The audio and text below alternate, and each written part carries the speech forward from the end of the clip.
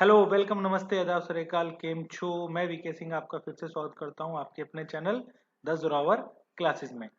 तो बच्चा लोग, जरा जोरावर क्लासेस की जो टीम है, ठीक है ना, वो आपके साथ में दिन रात जुड़ी हुई है। बहुत मेहनत से वीडियोस बनाते हैं, ठीक है। कंटेंट ढूंढना पड़ता है, क्वेश्चंस ढूंढने पड़ते हैं, ऑप्शन सेलेक्ट करने पड़ते हैं, तब जाके आपके साथ में एक वीडियो तैयार होती है। बट आपसे अनुरोध है कि जब वो वीडियो तैयार हो जाए तो आप उसको पूरे मेहनत और लगन के साथ में फॉलो करें, उसको देखें, उसके नोट्स बनाएं, निरंतर नोट्स बनाएं, ठीक है। जो बाहर कोई नेगेटिविटी यदि फैला रहा है तो उससे बच के रहे, ठीक है ना, बी अवेयर, दूर रहे, ठीक है ना। तो आपको दूर रहना है ताकि आपको सफल बनना है, ठीक है ना। सफल कैसे बनेंगे? जब आप निरंतर से मेहनत करेंगे, और निरंतर मेहनत कराने के लिए जोरावर क्लासेस की जो टीम है वो आपके साथ में जुड़ी हुई है, ठीक है ना। तो आपको किसी भी प्रकार की कोई परेशानी हो, उसका हल ढूंढने की पूरी पूरी कोशिश करेंगे, बशर्ते आप हमारे साथ यूट्यूब चैनल पर जुड़े रहें, ठीक है ना। जो बच्चे 10 जोरावर क्लासेस की एप्लीकेशन डाउनलोड करना चाहते हैं तो वो जाइए प्ले स्टोर के सेक्शन में और एप्लीकेशन सॉरी ऐप स्टोर में, ठीक है ना, आईफोन के, वहां पे जाके आप 10 जोरावर क्लास की एप्लीकेशन डाउनलोड कर सकते हैं। और अगर आपको पसंद आए तो डेमो क्लासेस देख सकते हैं, और उसके बाद अगर आप चाहते हैं तो उसमें एनरोल भी कर सकते हैं। तो चलिए शुरू करते हैं आज की क्लास में। पहले आज की क्लास में हमारे रहेंगे 5 क्वेश्चन, जो कि गद्यांश रहेगा, ठीक है। गद्यांश में 5 क्वेश्चन रहेंगे, और गद्यांश की सबसे अच्छी बात यह है कि इसके सभी आंसर जो है वो इसी के अंतर्गत होते हैं। तो आपको बाहर जाने की जरूरत ही नहीं है, ज्यादा दिमाग भी लगाने की जरूरत नहीं है। सभी प्रकार के उत्तर आपको इस गद्यांश में आसानी से मिल जाएंगे, बशर्ते आपने उसको समझा हो, देखा हो, पढ़ा हो, ठीक है। चलिए शुरू करते हैं। तो गद्यांश क्या है देखते हैं कि लिखा है, 3 दिसंबर 1984 को भोपाल में एक फैक्ट्री से मिथाइल आइसोसाइनेट नामक एक बेहद बेहद जहरीली और जानलेवा गैस रिसकर हवा में मिल गई। इस गैस का रिसाव इतनी जल्दी हुआ कि फैक्ट्री के आसपास रहने वाले लोग भागकर भी भाग भी ना सके, है ना। वैसे वैसे भी यह रात के समय हुआ था। इस जहरीली गैस की मात्रा इतनी अधिक थी कि लोगों को उसी समय, यानी कि तत्काल एकदम जैसे गैस फैली, सांस में सांस लेने परेशानी होने लगी। लोगों ने वहां से भागना चाहा पर वे भाग ना सके और असमय मौत का शिकार बन गए। लाखों लोग श्वसन तंत्र की बीमारियों का शिकार बन गए, और बाद में भी लोग मर गए। यहां तक कि उस समय के बाद कुछ सालों तक अपंग बच्चे पैदा हुए और उन्हें श्वास संबंधी ब्रीदिंग इशू, ठीक, कोई रोग था। पेड़ पौधों के पत्ते जो है काले हो गए और वो नष्ट भी हो गए, खराब हो गए पेड़। आज इतने सालों बाद भी लोग इन बीमारियों का परिणाम भुगत रहे हैं, ठीक है। यानी कि इतना खतरनाक ये गैस कांड हुआ था। जो भोपाल से हमारे व्यूअर्स हैं वो बता सकते हैं, ठीक है ना, कि उनके अगर पेरेंट्स ने उनको कहीं बताया हो कि भोपाल में जो गैस त्रासदी हुई थी, उसमें हो सकता है कि उनके भी किसी जानकार या किसी नियरेस्ट, है ना, रिलेटिव्स को परेशानी हुई हो। तो इसका पहला प्रश्न देख लेते हैं क्या है, कि लोग किस बीमारी का शिकार हो गए। लोग किस बीमारी का शिकार हो गए।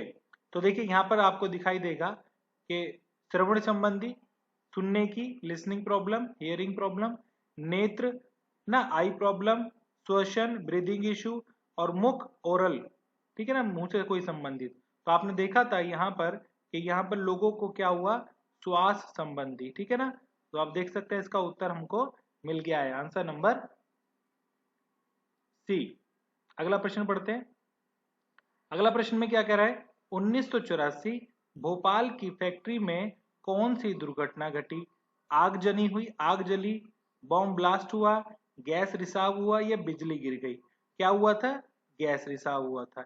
एज इट इज बड़ा सिंपल सा पैराग्राफ आता है, बशर्ते आप यदि आप इसको अच्छे से पढ़ लेंगे ना एक बार तो, और कुछ ऐसे शब्द जो कि आपके लिए नए हो या जो कि एकदम विशेषण वाले भाव आ रहा हो तो उनको आप अंडरलाइन कर ले, ताकि आपको नेक्स्ट टाइम जब क्वेश्चन आएगा तो उसको आसानी से ढूंढ पाएंगे। प्रश्न नंबर 3 करते हैं, लोग चाहकर भी क्यों ना भाग सके। क्या कह रहा है, केवल बी ठीक है। बी क्या है, रात का समय, हाँ ये भी ठीक था। और सांस लेने में परेशानी, तो ये भी ठीक था। तो आंसर क्या हो जाएगा, बी एवं सी उपरोक्त दोनों ठीक हैं। ठीक है, बहुत बढ़िया। तो आंसर क्या है इसका, आंसर नंबर डी। अगला चलते हैं प्रश्न नंबर 4। प्रश्न नंबर 4 क्या कह रहा है, इस हादसे के बाद किस तरह के बच्चे पैदा हुए, यानी कि वो जो नेक्स्ट जनरेशन थी वो किस तरह की पैदा हुई थी जब ये हादसा हो गया था। जब ये हादसा हुआ तो ना जाने कितने घर परिवार उजड़ गए, और उनके जो अगली जनरेशन हुई, ठीक है ना, अगली जनरेशन हुई वो बहुत ही अपंग पैदा हुई। ठीक, तो इसका क्या हो जाएगा, आंसर नंबर डी। ना तो बहरे, ना दमा रोगी, ना अंधता, अपंग, है ना।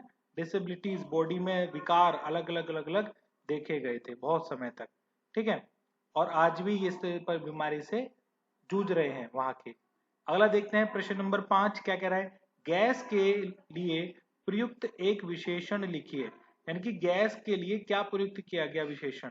ठीक, जहरीली, बेहद, रिस्कर या मिल गई। तो आप दिख रहे होंगे विशेषण शब्द अलग से दिख रहा होगा आपको, और ये आपको पहली ही लाइन में दिख जाएगा कि ये मिथाइल आइसोसाइनेट, ये और जो आंसर है, ठीक है, ये जो आंसर के साथ में आपको एक शब्द और याद रखना पड़ेगा, इस गैस का नाम, ये आपको जीके के पॉइंट ऑफ व्यू से याद रखना पड़ेगा, और ये जहरीली इसका आंसर हो जाएगा।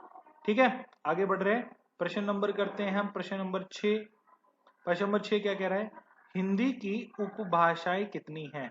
तो हिंदी में उपभाषाएं कितनी है, आंसर नंबर ए 3, 4, 5 और 6 गलत लिखा है।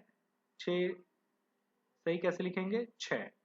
ठीक, मैं आपको फिर से बताता हूँ, हमने 1 से लेके 100 तक की गिनती किस तरह से लिखते हैं, ठीक है ना, ये 10 जरूरत क्लास की एप्लीकेशन में आपको भाषा वाले टॉपिक के अंतर्गत मिल जाएगा। आप वहां जाके उसको फॉलो कर सकते हैं, और आपको 1 से 100 तक की गिनतियां लिखनी भी आनी चाहिए। तो देखते हैं उपभाषाएं कितनी है। हिंदी में उपभाषाओं की जो संख्या है वो है 5। कौन कौन सी है, लिख लीजिए बच्चे। राजस्थानी, ठीक है, पश्चिमी हिंदी, ठीक है, पश्चिमी हिंदी, पूर्वी हिंदी, ठीक है, बिहारी, और आखिरी बची पहाड़ी।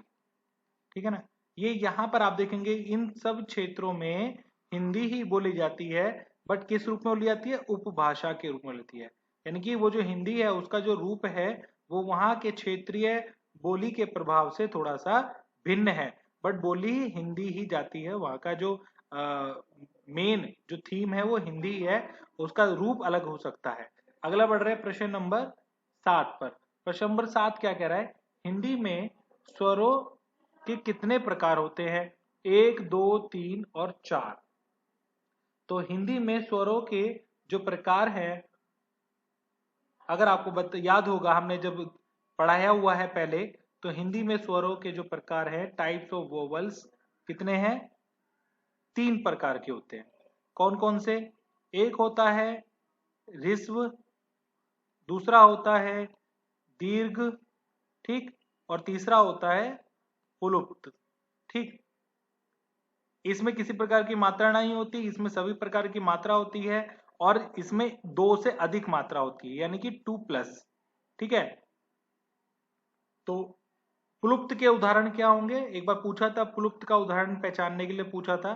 तो प्लुप्त का उदाहरण सिंपल है पहचानने के लिए, यदि आपको शब्दों में इस तरह से कुछ मिले, ठीक, ये डा नहीं है, ये एस का रूप है, ठीक है। और एक और शब्द लिख देता हूं, जैसे मान लीजिए आपको कुछ बोलना है जोर से, सुनो, ओम। जब आप किसी चीज को इस वाली साउंड को जब लंबा खींचते हैं, ठीक है ना, यहाँ पर ओ है लंबा खींचा है, ऐसे ही ओ इधर लंबा खींचा है, तो यहाँ पर उसकी जगह पे हम एस लगा देते हैं, एस। ठीक है, तो एस जो है वो इसी को रिप्रेजेंट करता है, किसको, प्लुप्त स्वर को। आगे से ध्यान रखना, बहुत आसानी से एक बार में आप पहचान लेंगे अगर आपने प्लुप्त को ध्यान से सुन लिया है। तो प्रश्न नंबर 8 में चलते हैं। प्रश्न नंबर 8 सिंपल सा है, क्या कह रहा है, रेलगाड़ी शब्द कैसा है, यानी कि जो रेलगाड़ी शब्द है वो कैसा है। अब आपको बता दें कि जो रेलगाड़ी का जो शब्द है उसको इंग्लिश में रेल ऐसे ही लिखते हैं, यानी कि ये हिंदी का शब्द तो नहीं हुआ, ठीक है ना। हाँ, गाड़ी जो है, जो गाड़ी दोबारा से लिख देते हैं, जो गाड़ी शब्द है वो तो हिंदी का है, क्योंकि आपने देखा होगा ना, ऊंट गाड़ी, बैलगाड़ी, ठीक है, घोड़ा गाड़ी। तो गाड़ी तो हिंदी का शब्द है, जो रेल है वो तो इंग्लिश का शब्द है। आपने देखा होगा रेल से रेलवे बनता है, ठीक। तो यानी कि रेल जो है वो इंग्लिश का शब्द हुआ, इसलिए उसको आसानी से पहचान सकते हैं। और जो गाड़ी है वो तो हमारी देसी भाषा का शब्द है, तो यानी कि क्या हुआ, इंग्लिश का यहाँ पे क्या देखेंगे, अंग्रेजी तो नहीं लिखा है, क्या लिखा है, विदेशी प्लस देसी। तो हमारा यही इसका उत्तर सही है। ये भी गलत, देसी तो हो ही नहीं सकता पहला रेल, और आगत भी नहीं होगा। आगत शब्द कौन से होते हैं, जो कि अन्य भाषाओं से लिए गए शब्द हैं। तो यहाँ पर जब इसकी जरूरत नहीं है, जब विदेशी दिया हुआ है तो पहले उसको देखेंगे, उसको स्पेसिफिक लिख दिया है इसलिए। प्रश्न नंबर 9 में चलते हैं। निम्नलिखित में कौन सा शब्द हनुमान, ठीक है, हनुमान एक भगवान है, का पर्यायवाची नहीं है। पर्यायवाची नहीं है यानी कि इसमें क्या होगा, एक नहीं होगा और 3 उसके उत्तर सही होंगे। तो देखते हैं किस किस के, राम भक्त, पवन सुत, बजरंग बली और कपीश्वर। तो आपने अगर, यदि आपने कभी हनुमान जी से संबंधित कोई सीरियल देखा होगा, ठीक है ना, कोई नाटक देखा होगा, तो उसमें आपने पवन सुत और बजरंग बली नाम सुना होगा। अब आपको कपीश्वर बता देता हूँ थोड़ा सा। कपीश्वर क्या होता है, कपि माने होता है वानर, वानर मतलब बंदर, मंकी, और ईश्वर इसके साथ जुड़ा हुआ है। तो भगवान, वानरों के भगवान कौन है, हनुमान जी हैं।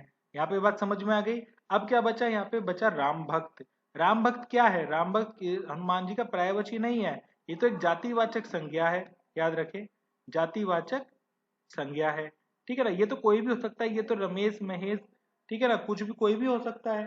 तो इसलिए जो राम भक्त है वो पर्यायवाची नहीं है। अगला बढ़ते हैं प्रश्न नंबर 10 पे।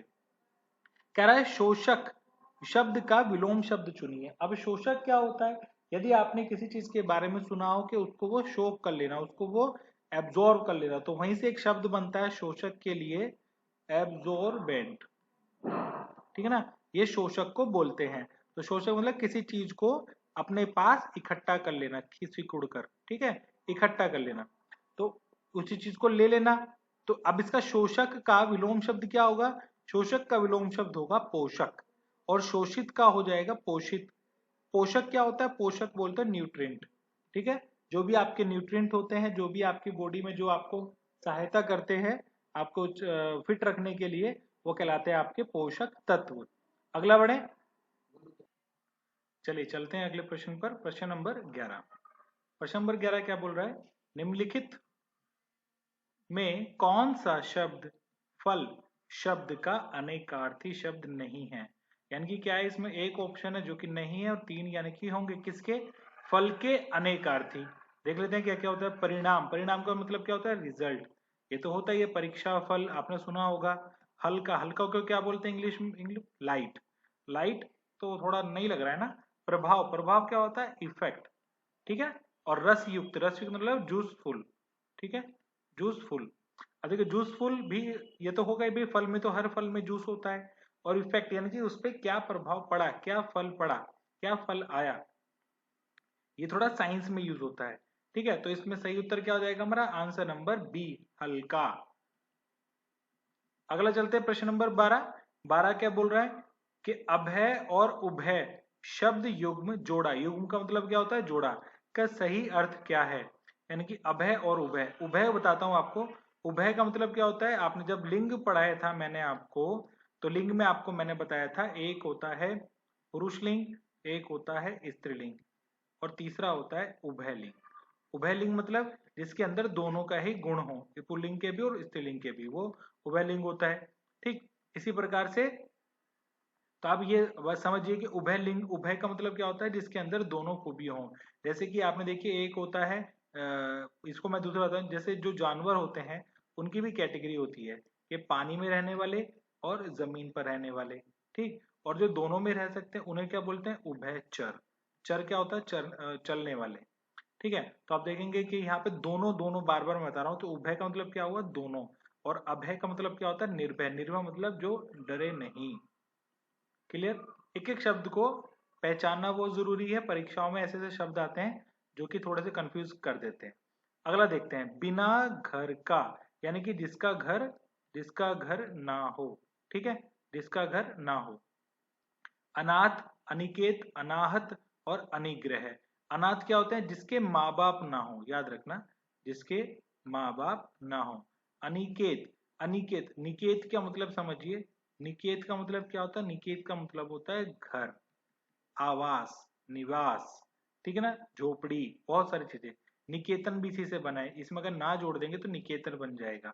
ठीक है, निकेतन, ठीक है, आश्रम जैसी जगह होती है उसे निकेतन बोल देते हैं। अनाहत, अनाहत का अर्थ क्या होता है? अनाहत का अर्थ होता है किसी प्रकार का घायल, ठीक है ना, घायल, घायल होना, ठीक। और अनिग्रह, अनिग्रह गलत लिखा है, सही शब्द क्या है? अनुग्रह सही शब्द है, ठीक है ना, आग्रह करना, रिक्वेस्ट करना। तो इसका सही उत्तर क्या हो जाएगा? इसका सही उत्तर हो जाएगा बिना घर का मतलब अनिकेत, जिसका घर ना हो। अगला बढ़ रहे हैं प्रश्न नंबर 14। प्रश्न नंबर 14 क्या कह रहे हैं? देवज्ञ। देवज्ञ में दो शब्द हैं, मैं आपको बताता हूं, देव प्लस अज्ञ। देव का मतलब क्या हुआ? देव का मतलब हुआ देवता, और अज्ञ का मतलब हुआ जो जानता हो, ठीक, जो जानता हो। अज्ञ, आपने एक शब्द सुना होगा, सर्वज्ञ, ठीक, सर्वज्ञ यानी कि जो सब कुछ जानता हो। अज्ञ मतलब जो जानता हो, किसके बारे में क्या जानता हो? देवता के बारे में जानता हो, ठीक है। अब देवता के बारे में कौन जानेगा? देवता तो जानेंगे नहीं स्वयं के बारे में। ज्योतिषी, किन्नर, गंधर्व। तो यहाँ पे सही उत्तर क्या हो जाएगा? यहाँ पे सही उत्तर हो जाएगा ज्योतिषी, एस्ट्रोलॉजर। कि जो हमारे हाथ देखते हैं या जो भविष्यवाणी करते हैं या जो हमारे पंचांग देखते हैं, उन्हें क्या बोलते हैं? ज्योतिष आचार्य बोलते हैं। तो उनको बोलते हैं, उनका एक और उपनाम है, क्या है? देवज्ञ। अगला बढ़ते हैं। निम्नलिखित में से कौन सा शब्द व्यक्तिवाचक संज्ञा से संबंधित है? यानी कि व्यक्तिवाचक से, यानी कि किसी पर्टिकुलर, ठीक है, प्रॉपर नाउन। इंग्लिश में क्या बोलेंगे हम इसको? Proper noun. गरीब, पानी, बचपन। अब देखिए, गरीब जो शब्द है वो आपका प्रॉपर नाउन है। वो कैसा है नाउन है? वो है आपका कॉमन नाउन। पानी भी कैसा है? कॉमन नाउन, ठीक। और बचपन कैसा शब्द है? ये है आपका भाववाचक संज्ञा। क्लियर है? ठीक है। तो अब यहाँ पे क्या बचा हमारा? यहाँ पे हमारा बचा गया। अब बच्चे सोच रहे हैं सर गया क्यों है? ठीक है, बहुत बढ़िया आंसर कर रहे हैं बच्चे कुछ लोग। गया का मतलब यहाँ पे है, इसका मतलब है स्थान। गया एक स्थान है, कहाँ है? बिहार में। आपने बोध गया के बारे में अगर सुना हो तो बच्चे वेरी गुड, बच्चे आंसर करता रहे, बहुत बढ़िया। अगला चलते हैं प्रश्न नंबर 16। 16 क्या कह रहे हैं? निम्नलिखित शब्दों में कौन स्त्रीलिंग नहीं है? स्त्रीलिंग नहीं है यानी कि एक जो है वो नहीं होगा, और जो तीन होंगे वो स्त्रीलिंग होंगे। पढ़ लेते हैं एक एक। देखिए सिंपल सा है, शब्दों को देखिए और उसका सेंटेंस बनो में सोचिए। रोटी, रोटी खाई जाती है, ठीक है, तो स्त्रीलिंग है। पूड़ी, पूड़ी बनाई जाती है, पूड़ी बेली जाती है। पानी पिया जाता है, ठीक है। नदी, नदी बहती है। तो सही उत्तर क्या हो जाएगा हमारा? पानी, ठीक है। पानी क्या होता है? पानी क्या है? ये पुरुष लिंग शब्द है, ठीक है, आसान है। प्रश्न नंबर 17। 17 क्या बोल रहा है? व्याकरण में वचन का सही अर्थ क्या है? वचन व्याकरण की दृष्टि से बताना है। प्रतिज्ञा वचन होता है, बोली, भाषा और संख्या। तो आपको सही सिंपल से बताता हूँ कि यहाँ पे प्रतिज्ञा का आपको लग रहा होगा कि मैं आपको वचन देता हूँ या मैं, ठीक है। तो यहाँ पर व्याकरण की दृष्टि से देखें तो वचन क्या होता है? एक प्रकार की संख्या। कैसे? सिंपल से देखिए, एक वचन और बहुवचन, ठीक है ना, सिंगुलर और प्लूरल, ठीक है। एक और वन प्लस जो भी चीजें होंगी वो बहुवचन में चली जाएंगी। क्लियर है? तो व्याकरण दृष्टि से वचन हो गया। अगला चलते हैं प्रश्न नंबर 18। बालक ने पुस्तक पढ़ी होगी, वाक्य में प्रयुक्त कारक चिन्ह बताइए। अब देखिए जो पुस्तक है, ठीक है ना, वो जो जो पुस्तक है वो किसके द्वारा पढ़ी गई है? बालक के द्वारा पढ़ी गई है। तो सिंपल है, यहाँ पे जब कर्ता का आभास हो रहा है तो सिंपल हमारा आंसर क्या हो जाएगा? आंसर नंबर डी, कर्ता कारक। बहुत आसान प्रश्न। और डिटेल में पढ़ने के लिए आपको बताऊं कि जो सभी प्रकार के जो हिंदी के जो टॉपिक्स हैं, ठीक है ना, संज्ञा, सर्वनाम, विशेषण, क्रिया, ठीक है ना, वगैरह वगैरह, आपको सभी जो टॉपिक हैं लगभग 23 वीडियोस में हमने पूरा हिंदी को कवर किया है। वो आपको 10 वॉरल क्लासेस की एप्लीकेशन में आप जाएंगे, वहां पर आप वहां पे जाके लॉगिन करिए। लॉगिन करने के बाद कुछ डेमो क्लासेस देखिए, और अगर आपको संतुष्ट होते हैं तो आप उसमें जाके एनरोल कर सकते हैं। जब आप एनरोल कर लेते हैं तो आपको सभी प्रकार की वीडियोस ओपन हो जाएगी पढ़ने के लिए। नोट्स बनाइए और पढ़ते रहिए घर बैठे ही। अगला चलते हैं प्रश्न नंबर 19। 19 का वाला सर्वनाम जिसका प्रयोग एक वचन और बहुवचन दोनों में किया जाए, यानी कि बताइए कौन सा सर्वनाम है जिसका एक वचन और बहुवचन दोनों में कर देते हैं? मेरा। अब मेरा जब बोल दिया है तो मेरा तो एक वचन ही होगा, ठीक है ना। और तुम्हारा, तुम्हारा भी एक वचन में होगा, जो, ठीक है ना, और तेरे। अब यहाँ पे तेरे जो है ये भी हमारा एक वचन में है, ठीक है ना। तेरे पास आऊंगा, तेरे तेरे पास कोई चीज रखी है, वगैरह वगैरह। तो सेंटेंस बनाए खुद ही। अब देखिए जो शब्द है, ठीक है ना। अब देखिए जो किताब, ठीक है, जो किताब वहां पड़ी है, या जो लोग वहां खड़े हैं, तो समझ गए, ये हो गया सिंगुलर, ये हो गया प्लूरल। सिंपल सा है। अगला बढ़ते हैं, बहुत बढ़िया, कुछ बच्चे तुरंत आंसर देते हैं। प्रश्न नंबर 20 पे चलते हैं।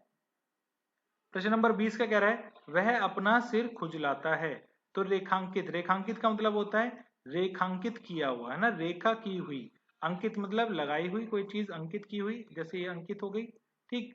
और रेखा, रेखा की हुई, है ना, रेखा खींच दी गई, अंडरलाइन की हुई। कौन सा शब्द क्रिया है, बताइए, जो ये है कौन सा शब्द है, किस प्रकार की क्रिया है। तो किस प्रकार की क्रिया है, खुजलाता है को। अब देखिए खुजलाता है, आपको जब मैंने क्रिया पढ़ाई थी तो उसमें आपको कुछ ऐसी चीजें बताई थी कि जब कोई काम कोई दूसरों से कराता है तो उसमें लास्ट में ता लग जाता है। जैसे कि वह अपना घर बनवाता है, वह अपना बाल कटवाता है, वह जूते गड़वाता है, तो ता आ रहा है। तो ऐसी सिचुएशन में तो आती है प्रेरणार्थक क्रिया। इंग्लिश में क्या बोलते हैं प्रेरणार्थक क्रिया को, कोजेटिव वर्ब्स, ठीक है ना, कोजेटिव वर्ब्स, प्रेरणार्थक क्रिया। बट यहाँ पे उसकी बात नहीं कही, क्योंकि वो जो अपना सर है वो स्वयं खुजलाता है, ठीक है ना, वो अपना स्वर जो है वो स्वयं खुजलाता है। तो अब देखेंगे यहाँ पर वो जब अपना सर जो स्वयं खुजलाता है, और यहाँ पर जो कर्म ऐसा कुछ दिखाई नहीं दे रहा, क्योंकि वह अपना सिर्फ सिर खुजला रहा है, तो इस केस में क्या हो जाता है, ये कहलाती है आपकी अकर्मक क्रिया। अकर्मक क्रिया। अब देखिए सकर्मक क्रिया क्या होती है, सकर्मक क्रिया वो होती है जिसके अंदर जब क्रिया का फल कर्म पर पड़े। अब यहाँ पे क्रिया का जो फल है वो आपके कर्म पर नहीं पड़ रहा, ठीक है ना। किसी प्रकार की मतलब उस चीज का जो है वो आपको आभास हो जाएगा पढ़ते ही। जैसे कि फॉर एग्जाम्पल, जैसे कि बोलेंगे कि माँ बच्चे को दूध पिलाती है, ठीक है, दूध पिलाती है। अब देखिए यहाँ पर, आप देखेंगे यहाँ पर जो दूध पिलाने का जो क्रिया है वो आपका यहाँ पे कर्म को प्रभावित कर रहा है। पर इस केस में आपको यहाँ पर कोई कर्म को प्रभावित नहीं कर रहा है, क्योंकि वह अपना ही काम कर रहा है, ठीक है ना। तो वहां पे कोई आपको कर्म का जो फल है वो क्रिया पे नहीं पड़ रहा है, ठीक है। और जब क्रिया पे नहीं पड़ता है तो इस केस में क्या हो जाता है, वो आपकी अकर्मक क्रिया हो जाती है, ठीक है। जैसे कि पक्षी उड़ रहे हैं, ठीक है ना, पक्षी उड़ रहे हैं, क्लियर। तो ये थे हमारे 20 प्रश्न। आई होप आपको समझ आए होंगे, इनको नोट कर लीजिए बिल्कुल। बहुत मतलब ये इंपॉर्टेंट क्वेश्चंस है जिनको डिस्कस किया गया है, ठीक है ना। और अधिक जानकारी के साथ आप हमारे यूट्यूब चैनल को लगातार फॉलो करते रहें, सभी प्रकार की क्लासेस देखें, ठीक है ना। एक भी क्लास को मिस नहीं करना है। जो भी शेड्यूल दिया है सुबह मॉर्निंग से लेकर और नाइट तक का, आप उसको फॉलो करें। और अगर आपको यूट्यूब चैनल के साथ में, अगर आपको यहाँ पे तो आपको फ्री क्लासेस चल रही हैं, अगर आपको पेड क्लासेस जाना है, अगर आपको ये सब क्लासेस जो हैं उनके आपको डिटेल में वीडियो देखनी है, तो क्या करना है आपको, प्ले स्टोर में जाइए और ऐप आईफोन के ऐप स्टोर में जाइए। वहां जाके आप इसको सर्च करिए एप्लीकेशन को, तो जरूर क्लासेस लोगों का ध्यान रखें। उसके बाद आप वहां जाएंगे तो लॉगिन करेंगे। लॉगिन करने के बाद आपको वहां पे कुछ डेमो क्लासेस दिखाई देंगी। डेमो क्लासेस अगर आप संतुष्ट हो जाते हैं तो आप वहां जाके खुद स्वयं को एनरोल कर सकते हैं। उसके बाद जितनी भी वीडियोस हैं वो आपकी क्या हो जाएंगी, अनलॉक हो जाएंगी, ठीक है ना, मात्र 2999 में। चलिए अगली वीडियो दोबारा से मिलेंगे, तब तक अपना और अपने घर वालों का ध्यान रखिए। जय हिंद, जय भारत, जय हिंदी।